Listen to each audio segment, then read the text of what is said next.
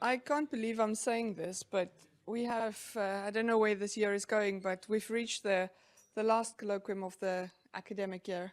And we're very privileged today to welcome Professor Ken Lanzetta from Stony Brook University to the IOA. He did his PhD at the University of Pittsburgh, followed by a postdoc here at the IOA, and then a Hubble Fellowship at the University of California in San Diego. And from there, he moved to Stony Brook University, where he was promoted to full professor in 2001. His main research interests are extragalactic astronomy and cosmology, but today he'll tell us about the Condor Array Telescope and also how that sort of broadens one's research interest. Let's welcome. Thanks very much.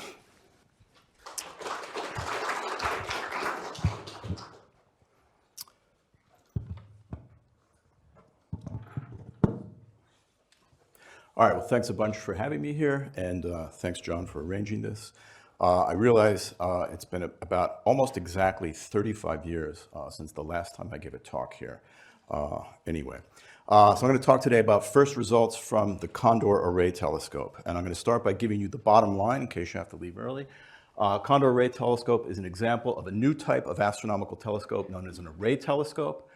We deployed Condor to a superb astronomical site in the southwest corner of New Mexico in the spring of 2021.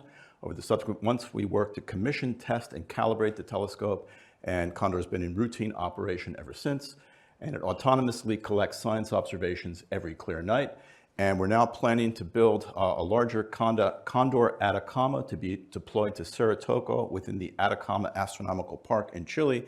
And later this summer, I'll be leaving for a year to Chile to begin to deploy at least the first element of the new telescope. We got a website, not completely up to date, but still there's some stuff there. First off, I'll tell you who's involved. So the Condor team includes a former student of mine, Stefan Grimal, who currently is head of performance engineering at Amazon Redshift.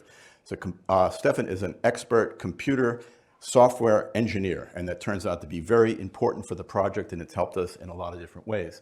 You all probably know Mike Schara, David Valsgavo, and of course you know John, and they're involved in the project in different ways. And Fred Walter is another professor at Stony Brook involved in the project. And it turns out there are other people getting interested, other faculty, several graduate students are involved, and so far more than 20 undergraduate students have worked on the project. Special thanks to Robin Root and Barrett Martin. Robin's here. If you think Robin looks like a movie star, it's because she did star in a feature film in China about 30 years ago. If you think Barrett looks like a rock star, it's because he is. We're funded by NSF. Original proposal was funded by the ATI Advanced Technologies and Instrumentation Program. We then got an AAG grant. I learned this morning, got another AAG grant just this morning. Phase 1 of the Condor Atacama project is funded by private donations, including donation by a donor to the American Museum of Natural History, and then some donations from various portions of Stony Brook University. Okay, so what's the point, right? Why would I do this, right? Well, this is kind of state of the art of astronomical telescopes, circa 2028 or so, right? And this is kind of state of the art circa 1897 or so, right? And obviously these are different types of telescopes, right? One of these is a refracting telescope, the other is a reflecting telescope. And of course, a reflecting telescope by nature has to have something that hangs above the objective, right? Whether that's a secondary mirror or an instrument, there's got to be something that hangs above the objective, and it's got to be supported by something else that hangs above the objective. Whereas for a refracting telescope, that's not the case, right? So if we think here back to the ELT, right, all this stuff, right, which hangs above the objective is stuff which can scatter and diffract light, and there's no such thing involved here, right? So maybe that's something that, maybe that has an effect on scattered light, right? And that might be an issue, right? All right, well, it turns out for low surface brightness sensitivity, it is an issue, and in fact, it's the dominant issue, right? So for scattered starlight is the dominant systematic limitation to low surface brightness sensitivity. And of course, the scattering can occur both in the instrument, right? And that maybe has to do with refracting versus reflecting optics. And of course, in the atmosphere as well. And the scattering contributed by the atmosphere, of course, varies versus altitude, and it's less at higher altitudes. So maybe if you want really low surface brightness sensitivity, maybe you should be using refracting telescopes, which is what Condor and Condor Atacama do. And maybe you should be doing this at a high altitude site, which is what Condor Atacama does, but not Condor. We were inspired by Dragonfly, and I think you probably know about Dragonfly, but in 2013, Roberto Abraham and Peter Van Dockum built what they called a telephoto array by combining off-the-shelf Canon f2.8 telephoto lenses with off-the-shelf CCD cameras designed for amateur astronomy. They called the instrument the Dragonfly Telephoto Array, and their thinking was rather than build one large refracting telescope, these days because we got plenty of computers and electronics, why not build many small refracting telescopes and combine the light electronically? And the point is that the technology is relatively inexpensive, the costs scale linearly with collecting area, and you can build a large collecting area refracting telescope without the need to build a large objective lens. And so they started off experimenting with a few off-the-shelf Canon telephoto lenses. These are generally used for like sports and wildlife photography. And they started off playing around with a few. They added a few more. Then they added a few more and a few more.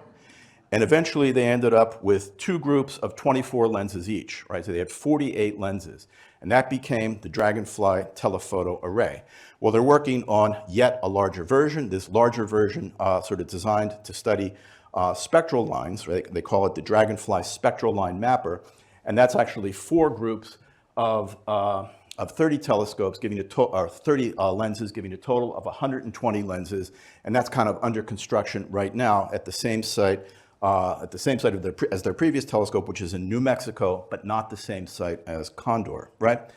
When I began to think about this problem, maybe 5 years or so ago, I began to think about what I would do differently and how I would sort of, customize things for my interest, right? And I began to think of, there were some significant differences between Condor and Dragonfly. So first off, I wanted a finer pixel scale, right? That is, I wanted to be able to study point sources as well as diffuse sources, right? The Canon telephoto lenses are not diffraction limited, and they have a very short focal length, therefore they have a very coarse pixel scale. So I decided to use off-the-shelf apochromatic refracting telescopes. They've got diffraction-limited optics. They've got a longer focal length, which means with the camera that I'm using, they've got a finer pixel scale, and I can sort of Nyquist sample stars and point sources under conditions of pretty good seeing. I also decided to use off-the-shelf CMOS cameras, which were just becoming available, right? Literally just as I was putting this together, the first batch of those in kind of the formats that I needed were becoming available. The point here is they've got very large formats. I'm using a camera which is about 9600 by 6400 pixels. They've got very low read noise, kind of like around an electron or so. And they've got very rapid read time, less than a second, which means I can read them very rapidly, and therefore, if I want to, operate at a rapid cadence. So those were the differences, right? Okay, so what did I build, right? Well, I built this Condor Array Telescope. It's kind of like a prototype, right? The first element I'm considering to be a prototype for a much larger array. It consists of 6 off-the-shelf 180 millimeter diameter apochromatic refracting telescopes, coupled with 6 off-the-shelf large format CMOS cameras, all mounted onto a common mount. The telescopes are equipped with a variety of broadband filters, narrowband filters, polarizers, and diffraction gratings. Each telescope has a filter wheel that has 7 slots, right? There are 6 telescopes. That means I got 42 different things that I can play around with, 42 different elements that can be placed into the beams of the 6 telescopes. It's got the light gathering ability roughly comparable to that of a 0.53 meter diameter reflecting telescope. And as I said, I'm considering this to be the prototype of a much larger array. So here are the telescopes. They're constructed by a telescope engineering company, Tech. They've got oil-spaced apochromatic triplet objective lenses with a fluorite middle element. So they've got 2 glass elements and a fluorite element. They have a focal length of 1260 millimeters, which gives a focal ratio of f7. And we played around a lot with the baffles and trying to coat the baffles perhaps with very black paint that will sort of hopefully sort of reduce internal scattering. The cameras, as I said, were just becoming available as I was putting this together a few years ago. They're Chinese in origin. They're ZWO ASI 6200mm cooled monochromatic CMOS cameras. I've already told you the sensor format. They can be read in principle at a frame rate. The entire array can be read at about 3 frames per second. You could also read a portion of the array at a very high rate, up to maybe 1 kilohertz or even faster. And as I said, they've got very low read noise, kind of about just over an electron. The mount is a direct drive mount. It's got no gears, it's got no lubricants, and I picked it mostly due to reliability because it didn't have any gears and it didn't have any lubricants. It's made by a plane wave. It can slew very rapidly. It can sort of point and track very accurately. So we use it completely open loop with no active guiding. I also use focal reducing field correctors manufactured by a company called Astrophysics. They're 4-element air and oil spaced focal reducing correcting lenses, which give an effective focal length of 907 millimeters, which means the effective focal length of the telescope in the end with the corrector is about f5, right? So that is the focal ratio that we work at. It's f5 because of the focal reducing field correctors. So the mode of operation, I told you when I began to think about this, I was not thinking of sort of replicating Dragonfly. I was thinking of doing what I thought what I would do if I were sort of designing this from scratch. And in the normal mode of operation, Condor stares at a particular spot on the sky for many tens of hours, maybe 30 hours, maybe 50 hours, maybe 100 hours, right? So I was thinking, if I'm going to stare at that spot on the sky for 100 hours, it would really be a shame not to be able to record point sources. And then because I have the ability, because CMOS cameras can be read very rapidly, it would also be not a shame not to sort of take advantage of the cadences that might be possible with a CMOS camera. And so we obtained tens of thousands of images at one spot on the sky. So essentially all of our broadband imaging, our luminance broadband imaging, is done in that way. If you don't know what the luminance filter is, sorry, I'm referring to the luminance filter. That's basically the combination of Sloan RNI. So it's basically 4,000 to 7,000 angstroms. It's a big, broad, wideband filter. And we obtain lots of exposures at that point in the sky. If I add up all the individual exposures, I then get something which is really deep, right? But at the same time, I've now got all these separate exposures which give temporal sampling of all the point sources or anything in the field of view. And so I sort of get both at once without doing sort of any additional work, except I got a higher data throughput and a more involved data processing requirement. Okay, so where? Originally, the telescope was to go to Chile, as I said, but because of COVID, I couldn't bring it to Chile. I had to scramble and find an alternate site, and I had to find a site that I could drive to in the continental United States. And I ended up picking a site in the southwest corner of New Mexico. It's in an observatory called the Dark Sky New Mexico Observatory. It's one of several now hosting services that typically host sort of cameras and telescopes for amateur astronomers, right? That's the site that I picked. It's in the southwest corner of New Mexico near a small town called Animas. It's very remote. It's very dark, right? So that is, there's just not a lot around there at all, right? So if you go and you spend 5 months there, like I did, you're going to find that there's not much going on, right? But at the same time, that's what makes it dark. It makes it dark because there's nothing there. It's not at a particularly high elevation, and the scene's not particularly good. But then again, that's not really the primary purpose of the telescope, and so that's not all that consequential.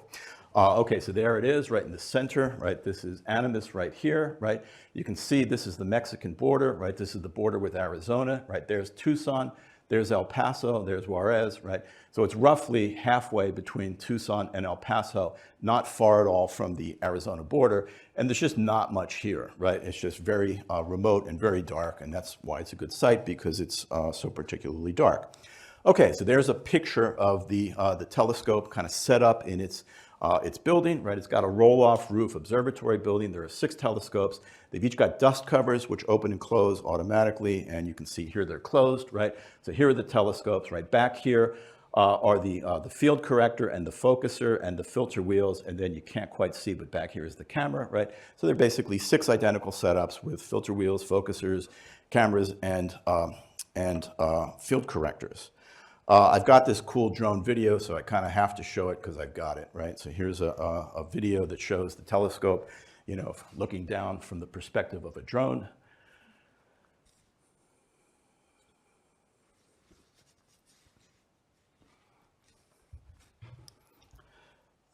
Okay, and so now I want to tell you what Condor's been up to, right? So the point of the talk was first science results from Condor, and so I'm going to tell you what Condor has been up to.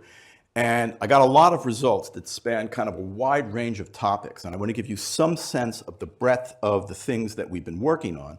And so I'm going to sort of go a little bit quickly through the first few things, and then I'm going to spend more time and concentrate on the last two things. But I do want to give you a sense of the breadth of the science topics that we've been addressing.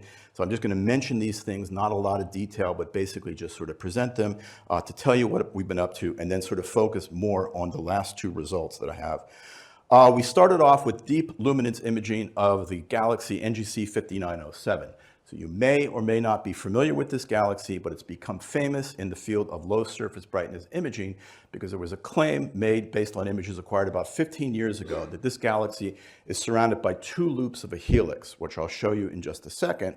And different telescopes have observed this, trying to sort of confirm or refute sort of those images. And so we thought this is a good test, right? Our primary motivation here was just to give like an example and a test of the sensitivity of the telescope, right?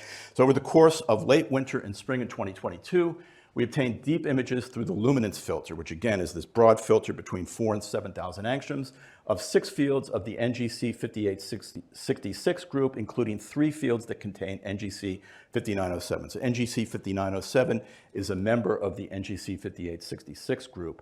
All of the observations were obtained at a cadence of 1 minute because we always do that. All of the luminance images are obtained at a cadence of 1 minute. The observations total around 20 to 25 hours per field, which means kind of like around 125 or 150, whatever it is, hours total. That's the equivalent exposure time with the full array. Got to keep in mind this is 6 different pieces of electronics, and sometimes 1 or 2 of these things don't work, and so it's continually shifting around what's actually working and things like that. And there's about 70 hours on the field containing NGC 5907.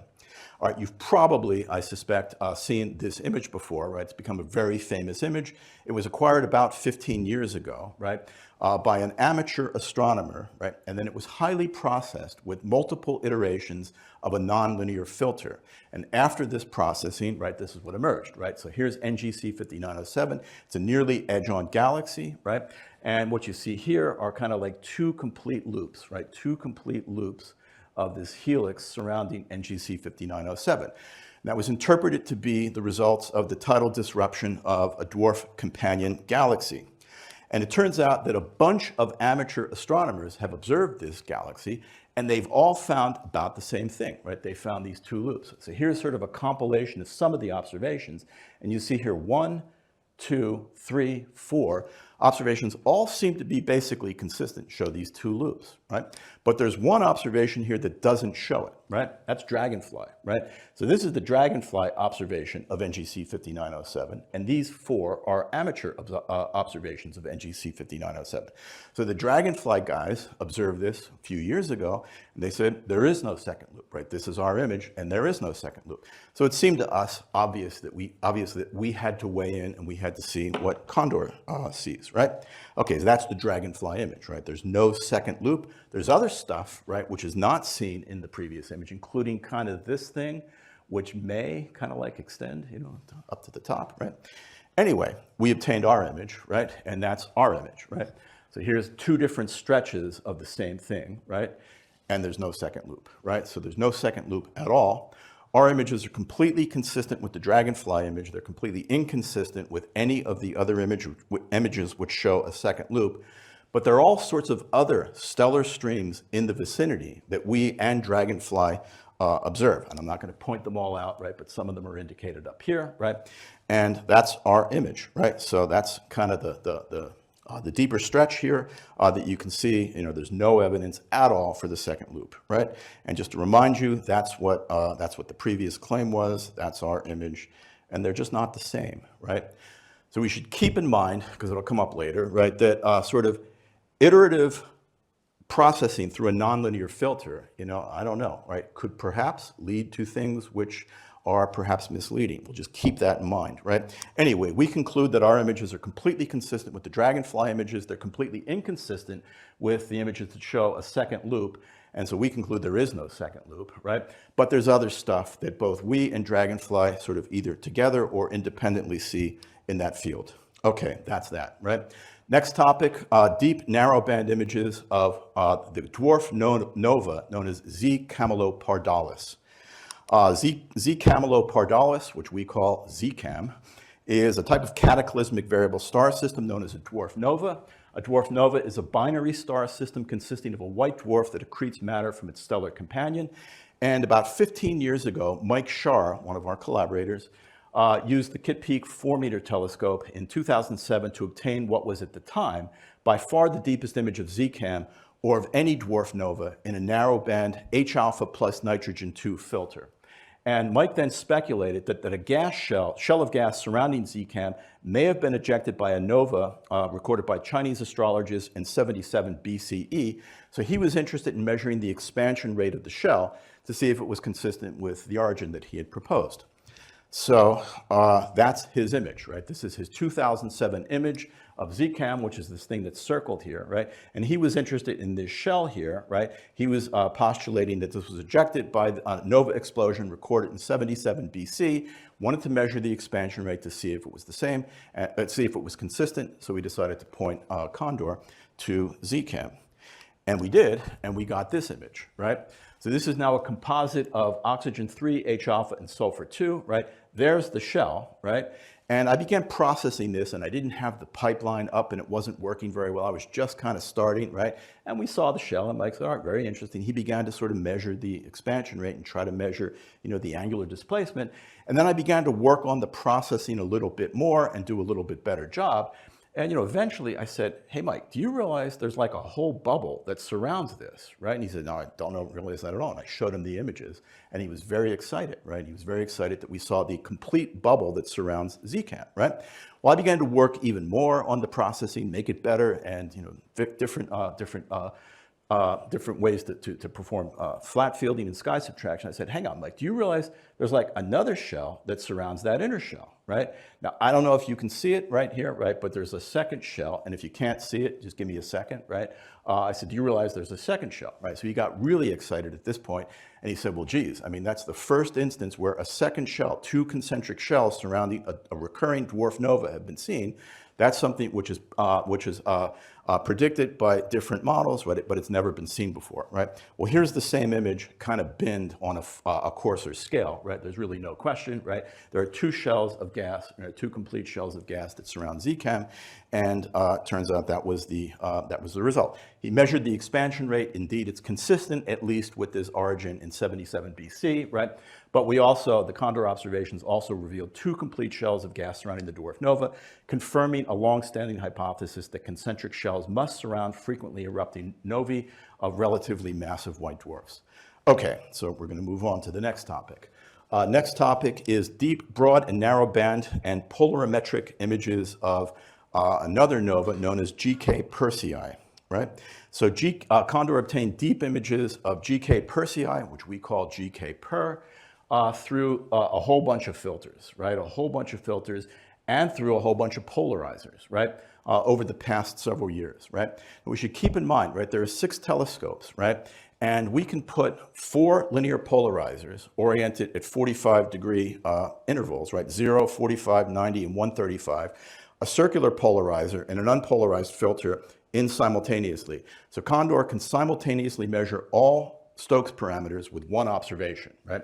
It's not important that we measure them simultaneously for this, but if we were interested in rapidly varying polarization of things, right, which we might be, right, then it would be really advantageous to be able to measure, right, have 6 telescopes, right, with a complement of linear, circular polarizers and unpolarized light, and able to completely quantify the polarization with a single image, and that can be done, right? So I just want to, again, show you this to give you a feel for kind of what it's been doing. So we started off by observing GK Per, which I think is like right about here someplace, right? We had one image, right? This is actually a composite of 4 Condor images rotated 90 degrees. So actually north is over here, right? And I oriented it this way, obviously, just to make it fit better into the frame and look better, right? So we started off obtaining like this image. And we saw this structure, right? That we said, wow, that's really impressive. We started off observing it in narrow bands, and we saw it in narrow bands. We decided to get some broad bands. We saw it in broad bands. We said, well, geez, we better follow that and see what happens, right? So we began to get other images, right? And we got 4 in the end, right? And this spans about 12 degrees in this extent and maybe 3 degrees in this extent, right? And we see this remarkable helix, right, that just sort of winds its way, right, across this field of view, right? So Mike also got really excited when he saw that, right? This just shows kind of the inner portion of this, the inner portion. That's GK per, surrounded by this stuff. That's a space telescope image. That's a Condor image. We've tried to like remove stars from the field of view with some processing, right? And that's the result, right? That's that image processed to remove point sources, right? And there's clearly like this remarkable helix that winds across the field. That's a close-up of a little piece of it, right? Okay, and as I said, we can measure polarization, right? I'm considering this preliminary. I got draft here. I'm not sure. I'm not claiming that this is correct. I'm claiming that this is our first attempt. And we have the ability to measure this. Eventually, we'll get the calibration sorted out. We'll definitely be able to measure it for sure. I'm not sure this is right. But anyway, we can measure polarization. That is, we can measure all Stokes parameters from our observations of diffuse, extended, very faint things, right? And this is sort of an example of that, although as I say, it's only a preliminary example of that, right? Okay, so anyway, these observations apparently reveal this highly resolved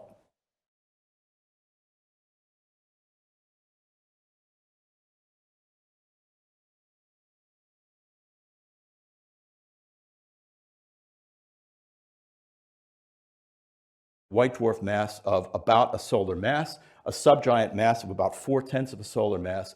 The white dwarf spin period is known very precisely. It's 351 seconds. The orbital period is just about 2 days. It's got a semi-major axis and got a particular semi-major axis. We can calculate the oblateness, right? Given the oblateness and given the fact that it's got this, this binary companion orbiting it causes its spin axis to precess. So we've calculated that the precession rate is about 1/10 of a degree per year, and the precession period is then about 3,600 years.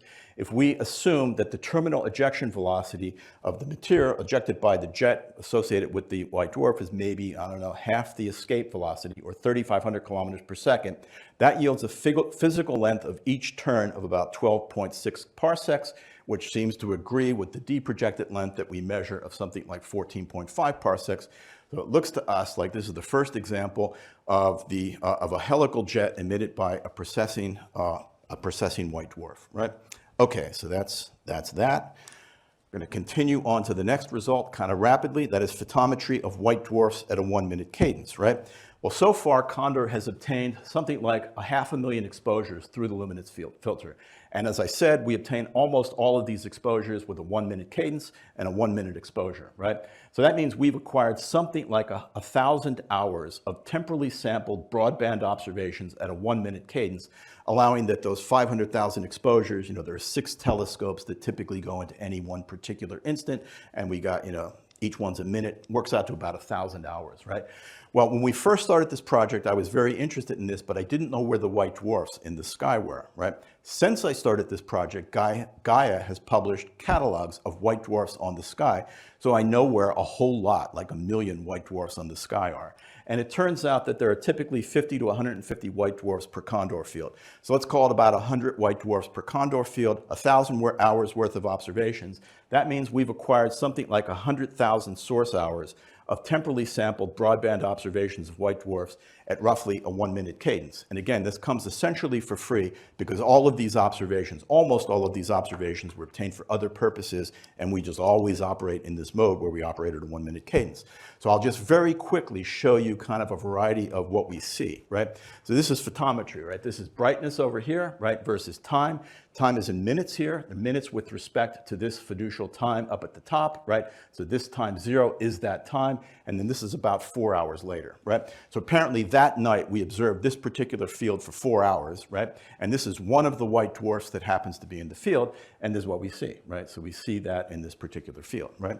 All right, well, we see other things kind of like that, right, where we observed it for less time, and kind of like that, right? Turns out these are 2 halves of the same thing, and we never got like the whole thing. We only have the beginning half and the end half. We never got the middle half. Okay, at least not yet, right?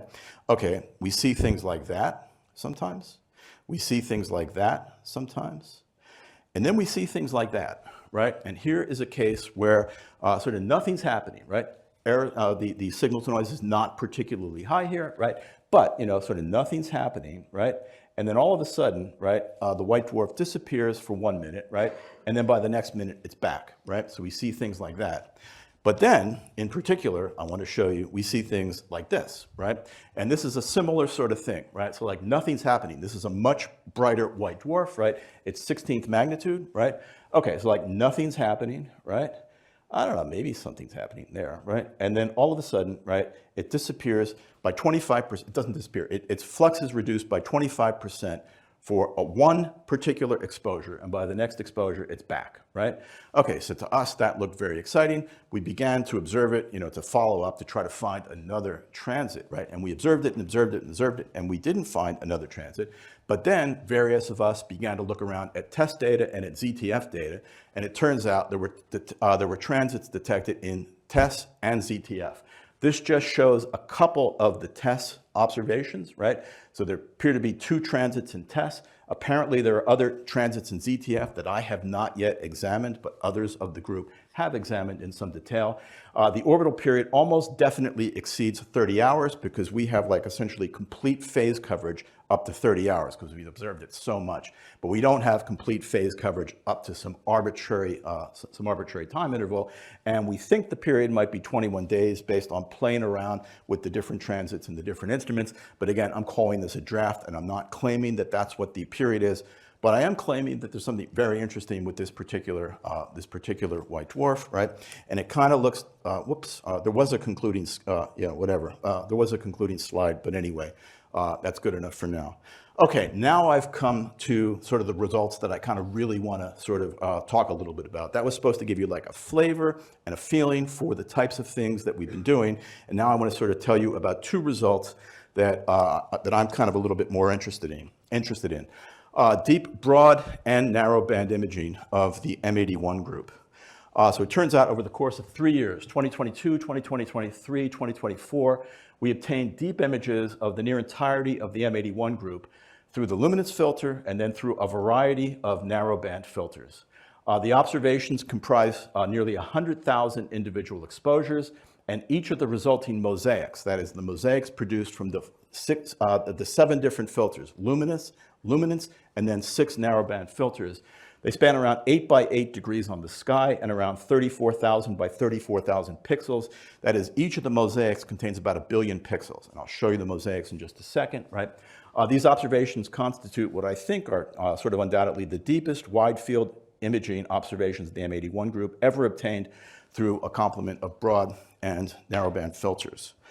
Okay, well, that's the luminance image, right? So this image is, this is a mosaic comprised of 13 pointings that Condor made. So you can see there's 1, 2, 3, 4, 5, 6, 7, 8, 9, 10, 11, 12, 13.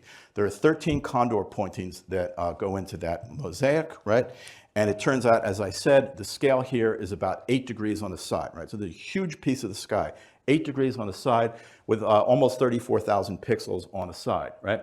So you look at this image, that's M81, that's M82, right? There are other galaxies of the M81 group here. And clearly, right, the most prominent thing that you see, sort of no question about it, it's the galactic cirrus, right?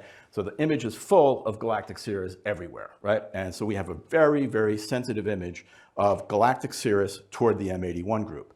If you're interested in low surface brightness, anything beyond the galaxy, right, or even in the galaxy, right, you've got to contend with the cirrus, right? So if you're going to somehow use observations like this to tell you something about like the M81 group, the first thing you need to know is what to do with the cirrus, right? Because obviously it dominates the image, and it's like the thing you got to worry about more than anything in terms of the systematics of the image. So that's going to be a problem, right? All right, well, we obtained, as I said, images through a bunch of narrowband filters as well, right? Here's the H-alpha mosaic, right, on the same scale, right?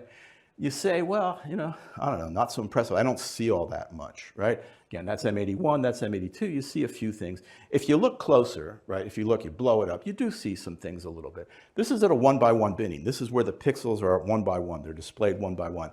we got a lot of pixels, right? We've got 1 billion pixels, right? So we can bin this on different scales and look at this on different scales, right? So here's the same thing where the pixels are binned 2 by 2. Here's the same thing where they're binned 4 by 4, and 8 by 8, and 16 by 16, and 32 by 32. All right, now by the time you've been 32 by 32, right, now you see all sorts of stuff in the image, right? So this is now the H-alpha image on a 32 by 32 binned pixel scale, right? So only about 1,000 pixels, effective pixels on a side here on this image. But again, we got a lot of pixels. We can do that if we want, right? Okay, well, that's the luminance image on the same 32 by 32 binning, right? And if you compare the two, right, you see that in the narrowband image, in the H-alpha image, again, the most prominent thing you see, it's the cirrus, right? So almost all of what you're seeing is the cirrus, right? Namely, they look identical, basically, except for certain things, right? There are certain things that don't look identical, right? So for instance, like this thing up here doesn't look identical, right? So if I can compare the two, right? Whoops, you know, that's something which shows up only in H-alpha, right? And then you kind of look over here at this thing here and at this thing here, and you say, all right, well, look, they don't seem to be represented in the cirrus, right? So if I subtract the cirrus as determined from the continuum luminance image from the narrowband image, right, what I'm left with is that, right? So this now I'm claiming is really truly Lyman-alpha, right? This is Lyman-alpha with all of the continuum removed, right? So all of the cirrus, all of the continuum reflected by the cirrus, right, has been removed in this image, at least as best I can, right? And what's left is Lyman-alpha, right? So this is supposed to be now a Lyman-alpha image, a truly Lyman-alpha image of the M81 group, right? And you see there's all sorts of stuff there, right? There's all sorts of stuff in that image, right? So again, the first thing you probably see is you see like this amazing filament running from the top to the bottom, right? And we were like flabbergasted. My God, what is that, right? We were really flabbergasted by that. You see this bubble up here, right? And probably some other bubbles up here, right? You see this clear nebula over here, right? Looks like a rattlesnake head to us, so we call it the rattlesnake head nebula, right? And then it turns out when you look in detail, you see all sorts of stuff in this H-alpha image, right? So I'm just going to very briefly give you, identify a few of the things, right? Okay, we have the same thing. We've got it in all the narrow bands. So here's the O2 image. We've also got that. We've got the nitrogen 2 image, and we've got the sulfur 2 image, right? We've also got helium 1 and helium 2. They're not very interesting, so I'm not going to show them, right? Okay, back to the H-alpha image. That's the H-alpha image. You know, it's just very complicated. There's stuff all over the place, right? So I began to do the best I could to try to just kind of sort through that, and just by eye, just kind of pick out the things that kind of look to me like they belong together, right? And when I do that, I come up with this, right? So that's kind of my mapping of the stuff in the M81 group H-alpha image. The stuff in purple here is what I call sort of filaments or one-dimensional, essentially one-dimensional structures. The things in yellow are what I call like bubbles, right? Because they're kind of like circular in cross-section. The things in red are what I call clouds because they just kind of look like clouds, right? And then the things in green are known galaxies in the M81 group. I did not try to identify other galaxies which are not known to be in the M81 group, right? But anyway, that's my kind of like breaking up of the image. I also excluded stars as well. So I don't have stars or other galaxies, but I do have these sorts of features, including the galaxies in the M81 group. And if you just kind of look at these, you'd say like, I probably did like a pretty good job, right? This is probably roughly like what you would have done. You can quibble about this or quibble with that. I'm not claiming this is complete. I'm not claiming that it's exhaustive or definitive. I'm just saying that this kind of like sort of marks out some of the things in the image, right? Okay, I'll just point to a few of these things very quickly. That's what we call the rattlesnake head nebula, sort of visible clearly in all 4 band passes. There it is on the image over here, right? Okay, this is what we call the giant H-alpha bubble, right? That's this thing up here, right? It's only visible in H-alpha nitrogen 2. It's not really visible in sulfur. It's certainly not visible in oxygen, right? It turns out that feature, that filament, right?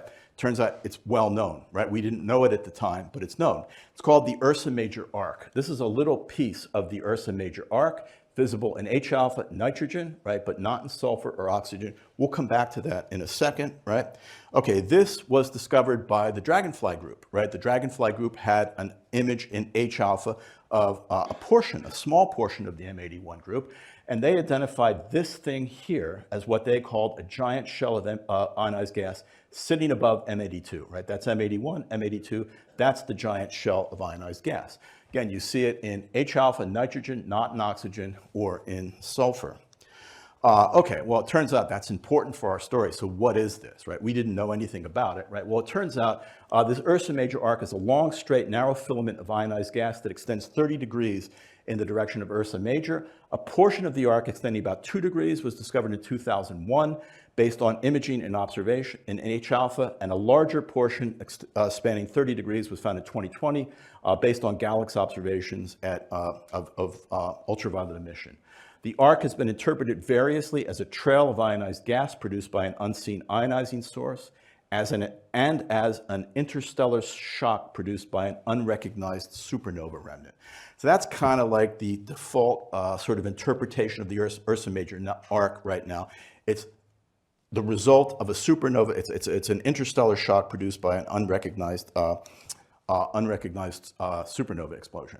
All right, well, we didn't know that at first, and we got really excited. We began to follow it, right? So here are the same 4 fields as before, but I've added some other observations as we followed it northward. You can see there's problems with some of the data. That's not important. All I want to really show is that this keeps on going, right? This keeps on going. There seems to be something else associated with it in nitrogen, right? Here it is in H-alpha, right? The extent here is about 20 degrees, right? It's known to extend for about 30 degrees, right? Okay, what is the other thing that I showed you, this giant shell of ionized gas? That's a diffuse cloud of gas stretching about 0.8 of a degree on the sky, located about 0.6 of a degree northwest of M82. The shell was discovered by Lockhorst et al. That is the Dragonfly group based on deep observations. It's been interpreted as an intergalactic cloud at the distance of M81 and M82, perhaps ejected from M82 or perhaps falling into M82 from the cosmic web. Okay, well, there's the Dragonfly observation of the giant arc, right? Again, M81, M82, giant arc, right? There's something called the H-alpha cap here, which is known previously, right? But that's what the Dragonfly group discovered, and those are our observations. This is a small portion of our mosaic, right? And that's what we see, right? Whoops. Okay, all right. Well, I've cut out a piece of the image here. We're only looking at a portion of the image centered near M81 and M82, right? And again, this is the stuff that I've traced out, right? And this is the same image. It's H-alpha in both cases, right? Here's with the, the overlay. Here's without the overlay. Here's nitrogen, right? So, excuse me. These are 2 pieces. So it's 1 piece in 2 different band passes of that image, right? So I want to call attention to a few things here, right? First off, as we said, that's the H-alpha arc, right? Extends the whole span of this and more, right? In both directions, right? That's the H-alpha arc. All right, it's probably worth noting, right, that the H-alpha arc passes within 20 arc minutes of the western edge of the giant shell, right? It passes within 45 arc minutes of the center of M81, and it passes within 10 arc minutes of the center of NGC 2796, which is also a galaxy in the M81 group. That's a little weird, I think, right? Okay, I'm going to point to this as well, right? So if you look at my tracings of the clouds, right, the giant shell of ionized gas discovered by the Dragonfly guys are these two clouds over here. But I keep identifying clouds all the way. In fact, I identify more this way and that way, right? Almost looks like there could be a chain of clouds, right? There could be a chain of clouds of which the first 2 pieces are what the Dragonfly guys called the giant shell of ionized gas, right? Okay. I'm going to call attention specifically to this one, right? So this one has a morphology which kind of looks the same as the others. They kind of look like a comma. They got that shape, right? They kind of look morphologically similar. They just kind of look like they belong together. And this one is exactly coincident with the Ursa Major arc. All right. I'm going to call attention also to stuff the Dragonfly guys didn't see, but these things both kind of bend down here into what appear to be filaments. And you can almost trace this as a filament that kind of joins up with the Ursa Major arc over here, right? I'm going to call attention to that. I'm going to call attention to this, which is a portion of the next to the giant arc, right? Which is what I call like a complex of filaments, right? Crisscrossing, overlapping filaments. There just seemed to be a whole mess, a train wreck of filaments at that location. And I'm going to call attention to this. This is NGC 2796, right? And you can clearly see kind of 1, 2, 3, 4, filaments that emanate or terminate on NGC 2796, and 2 of them kind of lead back to the Ursa Major arc, right? Okay, here it is in more detail, right? You can see 3, maybe 4 filaments associated with NGC 2796, and it turns out there are other galaxies that also have filaments, right? Including 3077, right? You see a filament over here. There's this kind of free-floating filament between NGC 3077 and M82, and then there are a bunch of filaments that emanate from M82, right? Okay, they're all visible in H-alpha. Some of them are visible in nitrogen. All right, the reason this was interpreted as an interstellar shock has to do with this, right? It has to do with these pieces in green. That's the 30 degrees of the Ursa Major arc, right? Were found previously to lie kind of like along the circumference of a circle, right? This circle here directed kind of toward Ursa Major. That's the evidence that this is an interstellar shock, right? If you plot the location of M80, the M81 group on the same plot, right, it's right there, right? Okay, so the M81 group is like exactly coincident with the Ursa Major arc, right? So it's certainly very striking that it seems to kind of lie along the circumference of this circle. It's also sort of striking that it happens to lie exactly coincident with pretty much the nearest group of galaxies beyond the local group, right? You could also kind of imagine these blue things are other pieces of arcs discovered by the same group. You could also kind of imagine, at least I can imagine, maybe this kind of meanders up to there. Maybe it's one structure. Maybe it even bends back and becomes that. I could at least imagine that, right? So it's a coincidence that they lie along this circumference. It's also a coincidence that they lie coincident with M82, right? We considered ionization models. We got all these different ions, right? And we can consider ion ratios, right, in a standard BPT diagram or its variance, right? And here they are. We ran a bunch of shock models. We didn't run. We took the mappings 3 precursor plus shock models, right? This is all the stuff except the Rattlesnake Head Nebula. One portion of the Rattlesnake Head Nebula in blue seems to sort of be consistent with the shock origin, right? The Ursa Major arc is not, right? It does not have enough oxygen-3, right? I do not think that the Ursa Major arc is produced by shock ionization, right? Further evidence, I think, right, that it's not an interstellar shock, right? Okay, we then are concluding that there's kind of like a direct connection, literally like a, you can see the connection between the Ursa Major arc, the giant shell of ionized gas, a network of crisscrossing ionized filaments, and NGC 2796, and by extension, the M81 group. If that's true, all of these features are at the distance of M81 and M82. They've got an extent of something like 2 megaparsecs. They're about 1.6 kiloparsecs in thickness, right? And so, I don't know, are these kind of like filaments of the intergalactic, of the cosmic web that somehow are much brighter than we expected they ought to be? I don't know, but that's the evidence that we have currently. Okay, I realize I'm coming close, but I need to spend, this is really the result I wanted to show, so I may just go a few minutes over and have less questions because I really want to show this. Deep narrowband images of the cosmos field and the Condor deep field. I'm not going to talk about just the cosmos field, right?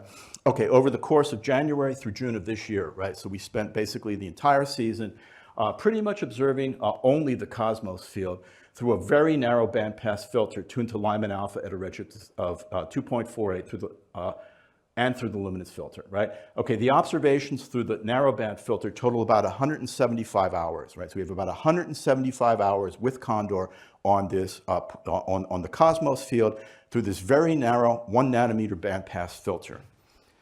Here is the filter response function, right? So it's 1 nanometer, right?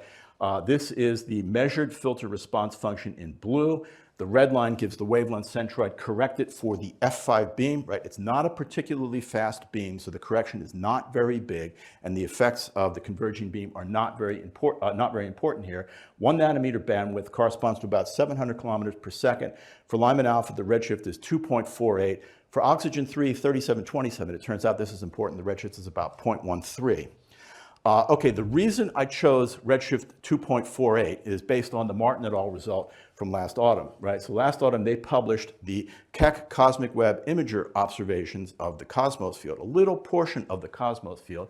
And here are some of the panels, right? And clearly, right, there's different amounts of stuff in their images, right? And this panel over here seems to have the most stuff, right? So when I looked at it, I said, well, what the heck? If I'm going to point someplace, pick a redshift somewhere, might as well pick that redshift, and then I can compare my observations with that panel, which seems to be the most interesting panel, right? And that's the panel that I chose at a redshift. That's the redshift that I chose at a redshift of 2.48, right? Okay, well, that's the image, right? This is the narrow band image. This is 175 hours of Condor observation. This has been 2 by 2, right? Again, the field of view here is roughly 2.5 by 1.5 degrees, right? Okay, that shows the Condor, Cosmic Web Imager panel. They have 2 observations because they shuffle back and forth for sky subtraction, right? Okay, that's what we just looked at, right? That's the piece of the image that we just looked at. So it turns out that the field of view of the Cosmic Web Imager is about 20 by 30 arc seconds. The field of view of Condor is about 2.5 by 1.5 degrees. That means that we have a field of view which exceeds the Cosmic Web Imager field of view by a factor of about 80,000. If you take the fact that they've got this longer volume, because it's a spectrograph, right, and they can probe in redshift, we only get a little redshift slice. Our volume exceeds their volume by a factor of about 2,000, right? So this image probes about 2,000 times the volume of, that can be probed by a single exposure with the Cosmic Web Imager, right? So it's only got a little bit of depth, right, but it's got a great transverse area, right? Okay, here is the luminance image, right? And that's the difference image, right? Everything is obviously displayed in reverse here. Bright things are black, right? That means what we expect in the difference image is sources of line emission, Lyman-alpha line emission, or any line emission, should be black, right? They should be black. Other things, galaxies, could be black or white depending on their colors. And we don't know their colors, that we don't have those observations. So we can't subtract galaxy by galaxy and expect to get 0, but we can subtract line emission and expect to get black, right? Okay, so that it turns out, that's the field we just looked at, right? That's the Martin et al. 2023 observation. It's 1 arc minute on the side, right? So that's 1 arc minute. And this is obviously a tiny portion of the Condor observation, right? So that's what we see in that 1 arc minute observation, or piece of the observation that the Cosmic Web Imager observed. That is the luminance image, right? And then that is the difference image, right? So I look at that and I clearly see like a blob, and I see 2 filaments emanating from that blob, and I kind of see a source over here, and then maybe I see some sources up here. Maybe I don't, maybe I do, I'm not sure. But I definitely see that other stuff, right? Okay, well, here it is in comparison to the Martin et al. Image, right? So that's the Martin et al. Image. That's our image, binned 1 by 1 and 2 by 2. So clearly the blob is coincident, right? We see the blob, right? But we don't see any of the other stuff. I don't see any of the other stuff over here. And I don't see any of the stuff identified by the Cosmic Web Imager in our image, right? So namely, these images look to be just different, except for the blob, right? The blob is similar, right? But kind of like nothing else is, right? They just do not look to be the same thing. So if I were to blink them, right? That's 1 by 1, that's their image, right? I just don't see a correspondence. Like, I just don't, right? And if I were to blink the 2 by 2, right? I don't know. I just don't see a correspondence, right? Okay, I'm just going to point out, I'm just going to say, we have a direct image. It's a direct image. The Cosmic Web Imager has been iteratively thresholded and adaptively smoothed, right? That's the difference. That's a difference. A direct image versus something which comes from a spectroscopic observation that has been thresholded and iteratively thresholded and adaptively smoothed. Just thinking back to the previous observations of the loops around NGC 2796. If you look in a little bit of a bigger field, right? Okay, there's the image again. Now I sort of look at other stuff. I see something really bright over here, saying, wow, well, that must be like Lyman-alpha associated with the same cluster or something like that. Well, it's not. It turns out that's a galaxy, a known galaxy to redshift of 0.13. That's oxygen 23727, right? But then I look around and I see stuff all over the place, right? And I see stuff like, maybe focus your attention up there. And if I blink this with the luminance image, right? There's just no trace of that thing, right, in the luminance image. And then I can look around all sorts of different places and see little things that seem to be a little brighter, right, than the background. And they're just not in the luminance image, right? Okay, well, all right, except for the blob, I don't see the correspondence between the 2 images. So something's very weird, right? I don't know what's going on, right? But what I do know is that I can look all over my image. I can look all over the image, right? And I see stuff, right? I see stuff, which is black in this image, right? Which is supposed to be then line emitting stuff, right? And I can compare that to the luminance image, right? And I can focus my attention on like some black piece or something like that. And I can see there are lots of black pieces, right, that do not seem to have continuum, right? They seem to have broadband emission. They don't have continuum in a much more sensitive continuum image, right? Whoops, what am I doing here? Right? Okay, scale here is about 2 megaparsecs at the redshift that I think they're at, right? Okay, here's our sensitivities, right? On 1 by 1 pixel scales, we have a 3 sigma sensitivity of about 10 to the minus 18 ergs per second per centimeter squared per arc second. We can bin on larger scales if we want to, and obviously have greater sensitivity. Final thing I want to say, I just have to sort of say it, right? Okay, what I can do is I can take the image and I can mask all the regions of the image that have detectable continuum emission, right? From the luminance image, I can mask anything detected in the broadband image, and I'm left with stuff which doesn't have continuum emission. Okay, to the extent that I see stuff there, right, this stuff must have very large equivalent width, right, because it's got narrow band emission and it's got no luminance continuum emission to a very sensitive limit.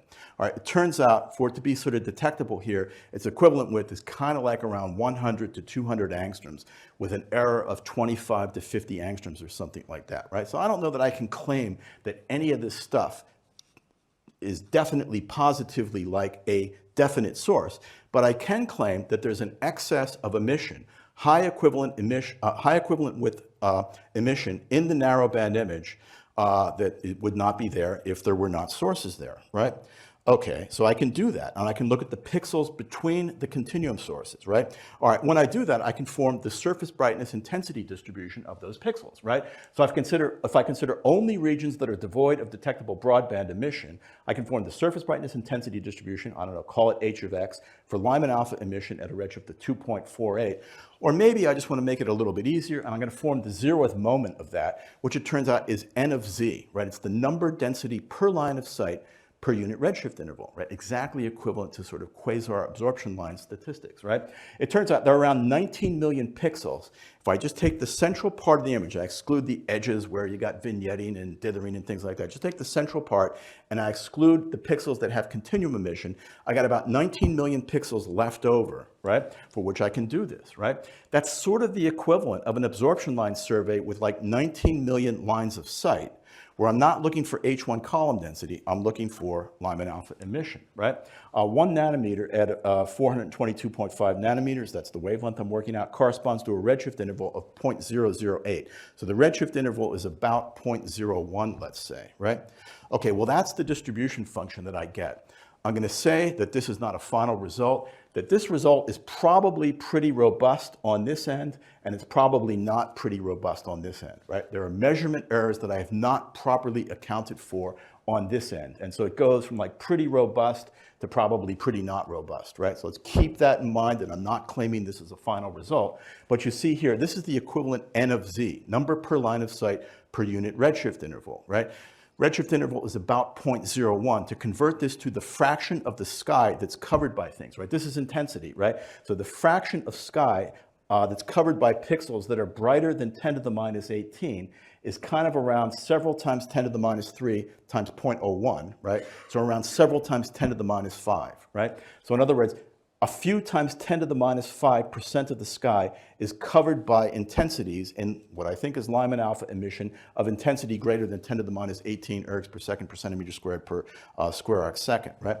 All right, I can, take the quasar absorption line column density distribution function and plot it on the same sort of a plot where the vertical axis is exactly the same. Now I'm looking at log of column density, right, rather than a log of intensity, right? And I can do that. I can just take the 0th moment of the column density distribution function and plot that. And I can plot them next to each other and compare them, right? Okay, so this is obviously the pixel intensity distribution function. This is the column density distribution function turned into n of z. That is by forming the 0th moment above some threshold column density, right? And I guess what I can do is, I don't know, I can sort of associate, right, a particular incidence of things, right? There's a particular incidence of things here, right, which matches up with a particular incidence of H1 column densities, right? And I guess I could do that and say, like, the incidence of pixels on the sky which have intensities in excess of around 10 to the minus 18, right, corresponds to the incidence on the sky of column densities in excess of about 4 times 10 to the 21, right? So I guess I would sort of say that I'm making a correspondence between kind of like 10 to the minus 18 intensity with several times 10 to the 21 column densities, right? So all these points over here, right? Okay, they'd be points that have H1 column densities exceeding 10 to the 22, 10 to the 23 atoms per square centimeter. And you're never, ever, ever going to see them with quasar absorption lines because they're way too rare, right? That can't happen. But here, there are lots of pixels that go all the way up to here, right? So this can probe stuff, which I think reasonably has to be said is column densities in excess of like around 10 to the 22 atoms per square centimeter, right? I could keep working back and I could keep making this association and sort of work my way back and say what column density thresholds correspond to what Lyman-alpha intensity thresholds, right? And again, the problem here is, as I said, it starts to get uncertain here. It's just an analysis problem. I got to work harder at it, right? I'm not done yet, right? This part is kind of robust. This part is not robust, right? Okay, I realize I'm out of time, right? I am going to say I got another filter. I'm going to put that in maybe next year, right? What's next? I'm going to Chile the end of August to build at least the first element of Condor Atacama. Same exact thing except a larger format camera. Also learned this morning I got NSF funding to replace the cameras in New Mexico with larger format cameras, and I'll remind you what the Condor website is. Thank you.